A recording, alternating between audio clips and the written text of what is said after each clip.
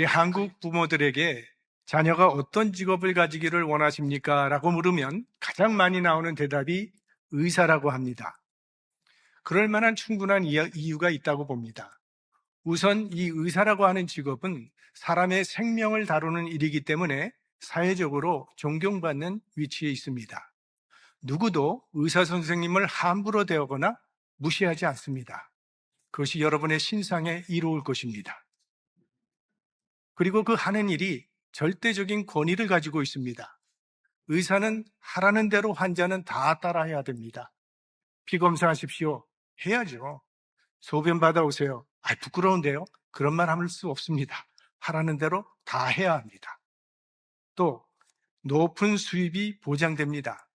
의사라는 직업은 돈 걱정은 별로 안 해도 되는 직업이라고 알려져 있습니다. 제가 오늘 의사 이야기를 꺼내는 이유는 오늘 설교의 중심 인물인 누가의 직업이 의사였기 때문입니다. 우리 신약 성경 27은 7책은 다 유대인들이 쓴 책인데 유일하게 이 누가는 이방인 저자였습니다. 그는 참 다재다능한 사람이었습니다. 의사요, 역사가며 글을 아주 잘 쓰는 문학가였습니다. 무엇보다도 예수님을 믿은 후에는 복음을 전파하는 데 헌신한 전도자였습니다. 그러니까 누가는 역사가의 시각으로 이 누가복음과 사도행전을 기록했습니다. 그래서 예수 그리스도의 탄생부터 그분의 공생애와 그리고 사도들의 로마 선교에 이르기까지 기독교의 시작 그리고 성장 과정을 아주 생생하게 기록해서 우리에게 전해주었습니다. 그러니까 누가는 이 글을 통해서 예수 그리스도의 복음을 온 세상에 널리 퍼뜨린 전도자였습니다.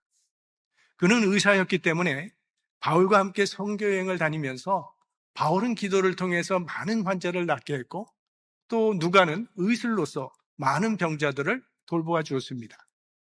오늘날에도 많은 교회에서 단기 선교를 갈 때면 의사들이 함께 가서 의료 봉사를 하게 되는 것을 보게 되는데 이 의료 선교가 매우 효과적이기 때문입니다. 그런데 그 의료 선교의 원조가 바로 이 누가 선생님입니다. 의사로서 기독교 2000년 역사 속에 최초의 의료 선교사가 된 분이 바로 이 누가라고 하시는 분입니다.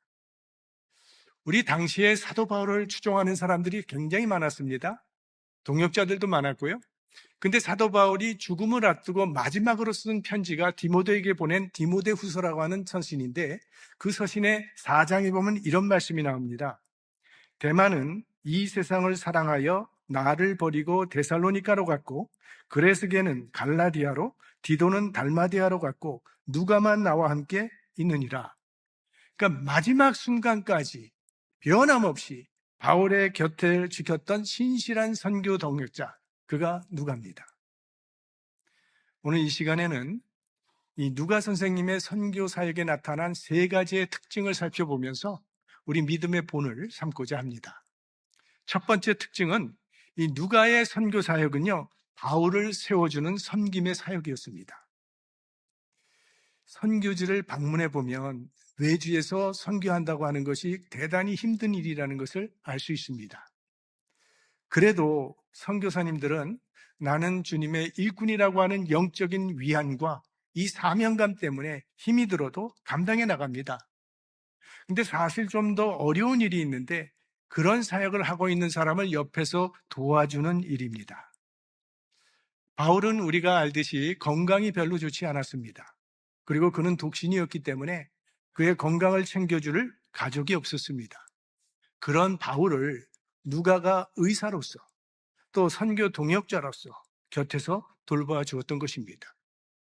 우리가 사도행전 강해를 통해서 이 사도 바울의 선교여행이 얼마나 험난했는가를 살펴보았는데 그러한 힘든 선교여행 중에도 사도 바울이 병으로 쓰러지지 아니하고 끝까지 복음을 증거하다가 순교자의 반열에 설 수 있었던 데는 이 누가 선생님의 헌신적인 섬김이 큰 힘이 되었기 때문입니다. 그래서 바울의 서신을 보면 아주 한 가지 분명한 신앙의 원리가 나오는 것을 발견하게 되는데 하나님의 일을 하는 사람을 옆에서 도와주는 사람에게도 동일한 상급이 주어진다고 하는 그런 사상입니다. 이런 바울의 사상은요, 아마 자신의 사역을 헌신적으로 도와줬던 이 누가와 같은 사람, 루디아나, 아볼로와 브리스길라 같은 사람, 아굴라와 브리스길라 같은 사람들, 또 디모데, 실라, 에바브로디도 이런 동역자들이 그의 곁에 있었기 때문이라고 생각할 수 있을 겁니다. 그리고 바울은요, 이 동역자들을 대단히 귀하게 생각했습니다. 그래서 사도 바울의 서신을 보면 반드시 거기에 동역자의 이름이 나오는 것을 보게 됩니다. 그 예로는 이 로마서가 보면 맨 마지막 장에 바울이 이런 동역자에게 문안해 주시오 하면서 안부 인사를 전하는데 거기에 나오는 인물들을 제가 한번 읽어 내려가 보겠습니다. 에베네도에게 문안하라. 안드로니고와 유니아에게 문안하라. 암볼리아에게 문안하라. 우르바노와 스다고에게 문안하라. 아벨라와 아리스토블로의 권속에게 문안하라. 헤로디온에게 문안하라. 나기스의 가족들에게 문안하라. 두르베나와 두르보사에게 문안하라. 버시에게 문안하라. 루포에게 문안하라. 아승구리도와 블레곤과 허메와 바드로마와 허마에게 문안하라. 빌롤로고와 율리아와 네리오와 올름바에게 문안하라. 계속 더 내려갈 수 있어요. 근데 여기 나오는 이름들은요, 거의 다 우리가 처음 들어본 이름이고 이 사람들이 누구인지도 알 수 없는 사람들입니다. 이 사람들이 누군가 하면 사도 바울의 선교 동역자들입니다. 바울 뒤에 이렇게 숨은 선교 동역자가 많이 있었기 때문에 바울의 선교 사역이 가능했던 것이죠. 근데 이런 바울의 사상은 사실은 예수님의 말씀에 그 근거를 두고 있다는 것입니다. 마태복음 10장에 예수님께서 이런 말씀하셨죠? 같이 볼까요? 선지자의 이름으로 선지자를 영접하는 자는 선지자의 상을 받을 것이요, 의인의 이름으로 의인을 영접하는 자는 의인의 상을 받을 것이요. 선지자를 영접한다고 하는 그것은 그 선지자와 성지자의 일을 동조하고 나도 거기에 참여한다는 그런 뜻이니까 선교사의 상을 받을 것이라는 그런 말씀입니다. 자, 우리가 선교사님을 위해서 기도하면 그 선교사님을 영접해주면 그거는 그 선교사의 일에 동조하는 것이고 거기에 참여하는 것이니까 선교사의 상급을 받게 된다는 그런 뜻이 되는 것이죠. 내가 선교사님을 위해서 기도하고 물질로 후원을 했습니다. 근데 그 후원을 힘입어서 이 선교사님이 전도의 열매를 맺었다면 그건 선교사님의 열매만이 아니라 나의 열매도 된다는 것이죠. 그렇게 되면 그것은 선교사의 상급이 나의 상급이 된다는 그런 뜻을 품고 있는 것이죠. 이 사상은요, 신약에서만 그치는 것이 아니라 구약에까지도 그대로 연결이 됩니다.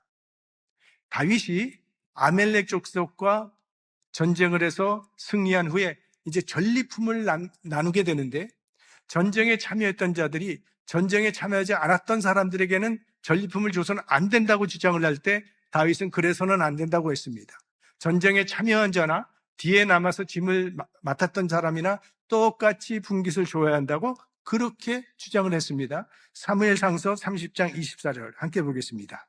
전장에 내려갔던 자의 분깃이나 소유물 곁에 머물렀던 자의 분깃이 일반일진이 같이 분배할 것이니라.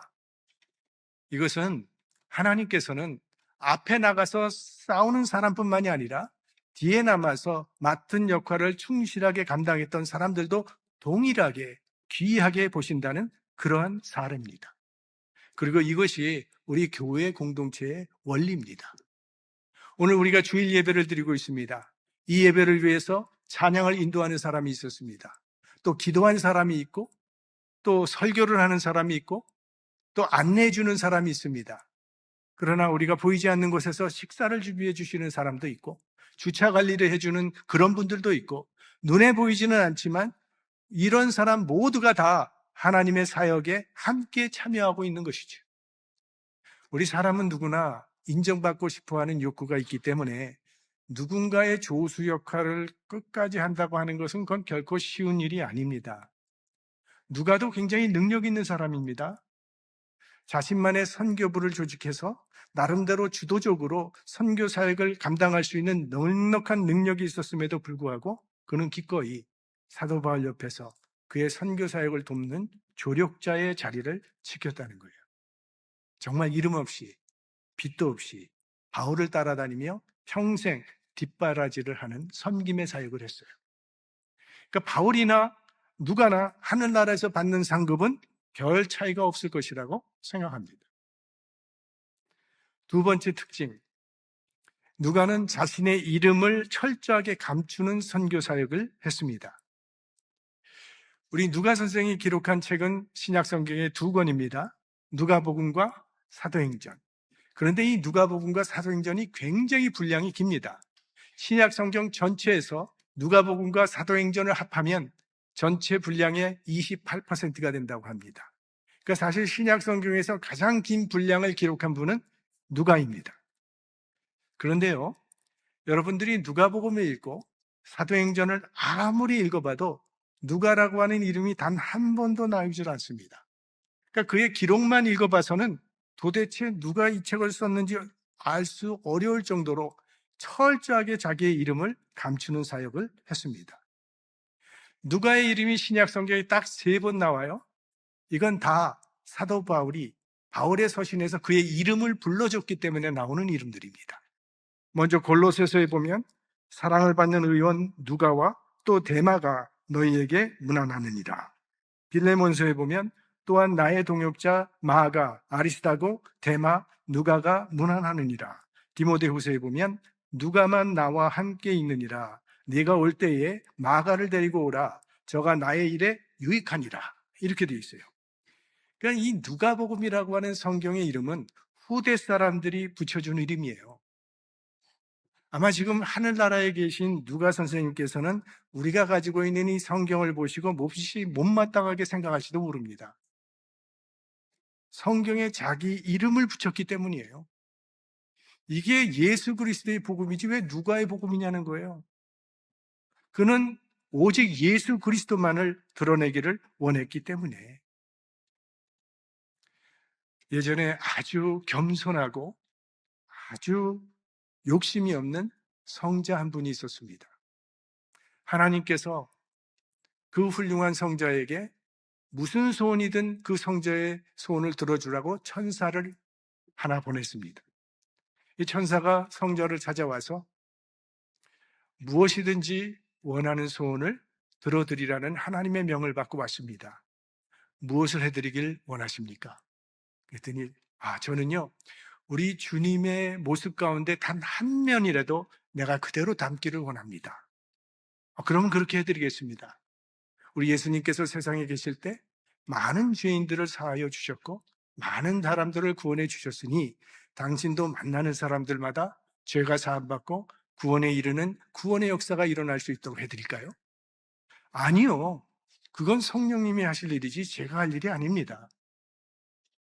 그러면 예수님께서 병자를 많이 고쳐주셨으니까 당신이 손을 대는 자마다 병이 낫게 하는 능력을 드릴까요? 아니요. 그렇게 되면 제가 주님보다 더 유명해질 테니 그런 일은 할 수가 없습니다. 그러면 뭘 원하십니까? 주님께서 오른손이 하는 일을 왼손이 모르게 하라고 하셨으니까 내가 어떤 선한 일을 할 때 저도 모르게 해주십시오. 천사가 곰곰이 생각을 하다가 그 성자의 뒤에 그림자가 비칠 때 그 그림자 안에 들어오는 사람들은 다 병이 낫도록 해주고 그에게는 알려주지 않고 떠났습니다. 그래서 이 성자가 지나가는 곳마다 수없이 많은 환자들이 병이 나았지만 그는 그것이 자기가 한 일이라고 생각하지 않았다는 그런 이야기입니다. 지금 우리가 갖고 있는 이 성경이라고 하는 것은요, 예전에 수도원에서 수도사들이 정말 일일이 손으로 성경을 다 베껴서 하루 종일 1년 365일 쉬지 않고 베끼는 그 헌신을 통해서 지금 우리 손에 들려지게 된 것입니다. 그들은 이름을 남기지 않고 오직 하나님께 영광이라는 마음으로 평생 필사에 헌신했기 때문에 그 덕분에 오늘날 우리가 이 성경을 가질 수 있게 된 거예요. 그러니까 이 땅의 위대한 업적 뒤에는 이름 없이 헌신한 수없이 많은 사람들이 있는데 누가 선생님이 바로 그런 분이라는 겁니다. 세 번째 특징은요, 이 누가의 선교는 한 사람을 살리는 일에 온 마음을 쏟아부은 그런 사역이었습니다. 오늘 본문을 보시면 누가가 왜 누가복음을 기록했는지 그 목적을 분명하게 밝히고 있습니다. 오늘 본문을 우리 다시 한번 합독하겠습니다. 우리 중에 이루어진 사실에 대하여 처음부터 말씀의 목격자 되고 일꾼된 자들의 전하여 준 그대로 내력을 저술하려고 붓을 든 사람이 많은지라 그 모든 일을 근원부터 자세히 미루어 살핀 나도 데오빌로 각하에게 차례대로 써보내는 것이 좋은 줄 알았노니 이는 각하로 그 배운 바의 확실함을 알게 하려 함이로라. 이 누가복음이라고 하는 이 방대한 책을 기록한 목적이 데오빌로라는 한 사람을 예수 그리스도께로 인도하기 위해 바친 거룩한 수고였다는 것을 우리가 알 수 있습니다. 그러면 이 데오빌로라고 하는 사람은 누구일까요? 정확한 신원은 성경에 기록되어 있지 않지만 각하라는 존칭을 사용한 것을 보면 그는 로마의 고위 관리였을 것입니다. 각하라고 하는 이 존칭은 총독 이상의 사람에게 붙여지는 호칭이기 때문입니다. 그래서 우리가 사도행전에서 총독 벨리스 각하여, 베스도 각하여 하는 그런 호칭이 나왔던 것을 저희들은 기억하고 있습니다. 아마도 이 데오빌로라고 하는 사람이 예수님에 관한 이야기를 어디서 듣고 아마 마음이 조금 열렸는데 아직은 그 복음의 내용을 온전히 알지 못하고 그래서 믿음의 확신이 없는 상태였기 때문에 누가 선생님이 그에게 예수 그리스도의 이야기를 좀 더 자세히 전해주고 싶어서 누가복음을 기록했다고 볼 수 있습니다. 자, 이 누가의 편지를 받은 데오빌로의 마음이 어땠을까요? 데오빌로는 한 번도 예수님을 만나본 적은 없었지만 이 누가 선생님의 글을 읽으면서 마치 예수님의 음성을 직접 듣는 것 같고 예수님의 모습을 직접 보는 것 같이 감격스러웠을 것이라고 생각합니다. 그가 보내준 그 말씀을 읽으면서 때로는 참 큰 위안을 받기도 했고 어떤 말씀에는 큰 감동을 받기도 했고 어떤 순간에는 마음의 찔림을 받고 눈물을 흘렸을 것입니다. 이 긴 성경, 우리라면 그저 하루에 한두 장 읽고 그 다음날 또 한두 장 읽고 했겠지만 데오빌로는 아마 한 자리에서 한 번에 이 누가복음을 다 읽어 내려가면서 마침내 예수 그리스도 앞에 무릎을 꿇게 되었을 것입니다. 주님, 지금까지는 로마 황제가 저의 주인이라고 생각을 했는데 이제부터는 저의 주님은 오직 예수님 뿐이십니다. 저의 죄를 사하여 주시고 저의 영혼을 구원해 주시옵소서 눈물로 기도했을 것입니다. 그리고 그는 누가에게 편지를 또 썼을 것입니다. 자네가 보내준 소중한 편지 고맙게 읽었네. 근데 예수님께서 부활승천하시면서 제자들에게도 무슨 일을 맡기셨다고 했는데 수고스럽지만 그들의 이야기도 적어서 내게 보내주지 않겠나. 그래서 누가는 그 다음 편지를 기록했는데 그 편지가 바로 사도행전입니다. 그 사도행전의 첫 구절은 이렇게 시작하죠. 같이 읽어보겠습니다. 데오빌로요, 내가 먼저 쓴 글에는 무릇 예수의 행하시며 가르치시기를 시작하신부터 그의 택하신 사도들에게 성령으로 명하시고 승천하신 날까지의 일을 기록하였노라.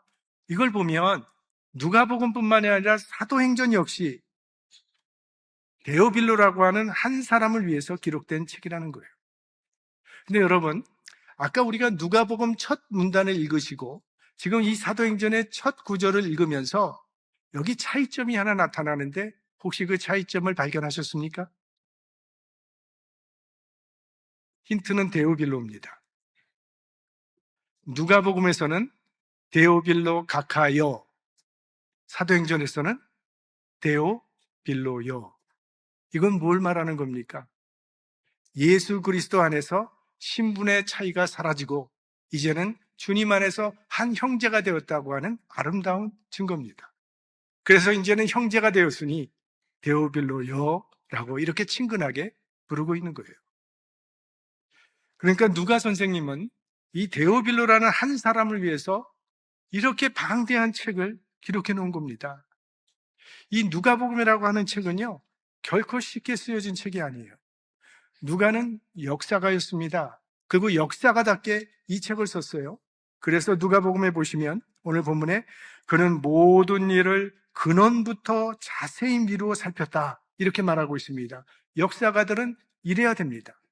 그는 예수 그리스도의 탄생을 목격한 사람들을 일일이 찾아가서 그들의 이야기를 듣고 기록했을 것이고, 예수님의 공생에 함께했던 목격자들을 찾아가서 그들의 이야기를 듣고 기록했을 것이고, 사도들을 일일이 만나서 또 초대교회 성도들의 이야기를 꼼꼼히 확인했을 것입니다. 이 목격자들의 이야기를 수집하기 위해서 걸린 시간이, 그게 5년이 걸렸는지 10년이 걸렸는지 그보다 더 오랜 시간이 걸렸는지 우리는 알 수 없습니다. 분명한 것은요, 이런 누가의 혼신의 노력과 헌신의 몸부림으로 인해서 만들어진 책이 바로 누가복음이라는 거예요.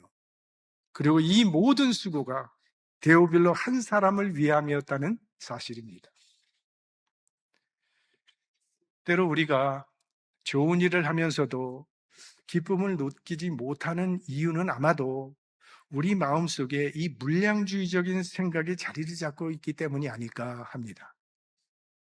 큰 일을 해야 거기에 보람이 있는 것이고, 어떤 눈에 띄는 성과가 있어야 가치가 있다는 그런 생각을 하기 때문이 아닐까.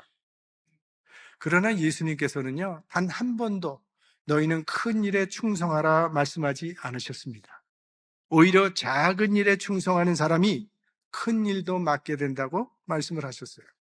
그러니까 여기서 우리는 하나님의 나라의 원리를 발견하게 되는데, 하나님의 나라에서는 작은 일, 보이지 않는 일, 결과가 눈에 띄지 않는 일에 충성하는 것이라는 거예요. 제가 알고 있는 선교사님들 중에는요, 여러모로 많은 것을 갖춘 분들이 꽤 많이 계십니다.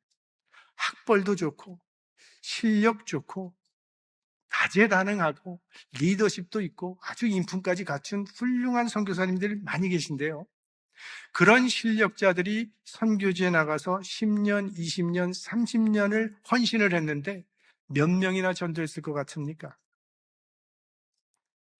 자기 집에 일하러 오는 그 한 사람이 전부인 경우도 있습니다. 그러면 그것은 헛수고일까요? 아니죠. 우리나라의 최초의 선교사신 토마스 목사님은 몇 명이나 전도하셨습니까? 단 한 명도 전도하지 못하고 대동강변에서 목이 잘려 순교하셨습니다. 그런데 그분이 흘린 그 순교의 피가 오늘 한국교회의 초석이 된 거죠. 주님의 관심은 큰 것에 있는 것이 아니라 작은 것에 있다는 것이 성경의 가르침입니다.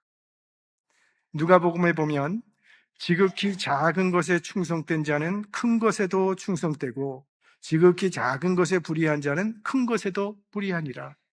마태복음 25장에는 잘하였도다 착하고 충성된 종아, 네가 작은 일에 충성하였음에 내가 많은 것으로 네게 맡기리니 내 주인의 즐거움에 참여할지어다. 이거 다 작은 것을 소중히 여기시는 말씀이에요. 그러니까 예수님의 시선은 언제나 작은 사람을 향하고 있었습니다. 어린아이들이 예수님께 몰려오니까 제자들이 귀찮다고 이 아이들을 다 쫓아버렸습니다. 그러나 예수님께서는 그 어린아이들을 제자들 가운데 세우시고 천국이 이런 자의 것이라고 말씀을 하셨죠. 그리고 너희도 이런 어린아이처럼 되지 아니하면 결단코 천국에 들어갈 수 없다고 훈계하셨습니다. 수많은 무리들이 때로 밀고 밀리는 그 틈새에 혈루증 앓는 한 여인이 예수님의 옷자락을 만졌을 때 제자들은 대수롭지 않게 그냥 스쳐가기를 원했지만 예수님께서는 기어코 그 여인을 찾아내서 무리들 앞에 세우시고 구원의 은총을 그 여인에게 허락해 주셨습니다. 우리의 삶은 얼마나 크고 많은 일을 했느냐로 평가되는 것이 아닙니다. 하나님께서는 작은 일 하나를 얼마나 성실하게 감당했는지를 바라보고 계십니다. 어떤 분은 다 힘들다고 피하는 그 구역장직을 5년, 7년, 10년 이상 감당하는 그런 분들도 계시고, 어떤 분들은 어려움을 당한 또 병자들을 위해서 중보기도를 쉬지 않고 하시는 교인들도 있습니다. 홈리스트를 찾아가서 먹을 것으로 섬기는 교인들도 있고 노약자들을 위해서 도시락을 준비해 전달해주는 교인들도 있습니다. 그러니까 하나님 나라에서는 사역의 크기가 아니라 충성의 크기가 중요하다는 거예요. 여러분, 내게 맡겨진 작은 일에 정성을 다하시기 바랍니다. 그것이 하나님이 원하시는 것입니다. 오늘 우리가 이 누가의 선교를 정리해 보면 그가 살아있는 동안에 나타난 열매는 별로 없어 보였습니다. 사실 그도 의사로서 많은 환자를 고쳐주었지만 성경에는 바울을 통해서 병이 나았다는 기록은 많이 나와도 누가가 병을 고쳤다는 기록은 한 번도 나오지 않습니다. 그는 마지막 순간까지 사도 바울을 도와서 선교에 헌신했지만 다 바울의 1차, 2차, 3차 전도여행이라고 부르지 누가의 전도여행이라고 부르는 사람은 한 사람도 없습니다. 그가 그토록 심혈을 기울여서 기록한 이 누가복음과 사도행전은 결국 데오빌로라는 한 사람을 보냈을 뿐이니 참 세상의 눈으로 보면 초라한 결산입니다. 하지만 누가의 선교는 실패가 아니었습니다. 지난 2000년 동안 얼마나 많은 데오빌로들이 이 누가복음을 읽으면서 예수 그리스도를 만났고 그들의 삶을 주님께 드리는 새로운 피조물로 변화되었는지 모릅니다. 오늘 예배를 드리고 있는 우리 역시도 그 수많은 데오빌로들 중 한 사람이죠. 누가복음 때문에 우리가 예수님을 생생하게 만나고 있고 누가복음 때문에 예수님의 말씀을 생생하게 듣고 있는 거예요. 또 사도행전이 있기 때문에 2000년의 역사 동안 어떠한 핍박 가운데서도 굴하지 아니하고 능력 있는 선교를 가능케 했던 그 성령의 역사를 우리가 오늘날 생생하게 접하고 있는 것입니다. 데오빌로라고 하는 한 사람을 살리기 위해 그토록 심혈을 기울였더니 그 성경이 지금은 온 인류를 하나님 앞으로 인도하고 있는 능력의 책이 된 것입니다. 오늘 여러분들께서 누가의 이야기를 들으셨는데 누가 선생님이 그러셨구나 하고 끝나버리면 아무 소용이 없는 것입니다. 신앙생활은요, 방관하는 태도로는 절대 성장할 수 없습니다. 그 믿음의 본을 내 삶 속에 받아들이는 결단이 필요합니다. 저 사람이 은혜 받았네 하고 끝나면 안 된다는 거예요. 주님, 저도 저런 은혜를 받게 해주세요. 저도 하나님의 은혜의 세계에 들어가기 원합니다 라고 기도해야 한다는 거예요. 우리 모두는 하나님의 부르심을 받은 사람들입니다. 사도 바울처럼 세계를 다니면서 복음을 전하지 못하더라도 누가처럼 한 사람을 돕는 사람은 될 수 있습니다. 여러분 주변에 있는 데오빌로를 위해서 눈물로 기도하고 그분에게 예수 그리스도의 복음을 전하는 사람은 될 수 있다는 것입니다. 우리가 이렇게 작은 일에 충성을 한다면 하나님께서는 우리의 작은 순종을 통해서 우리가 상상하지도 못한 놀라운 열매를 맺게 하여 주실 것입니다. 여러분 모두 오늘의 누가가 되시기를 주님의 이름으로 축원합니다. 성령의 능력으로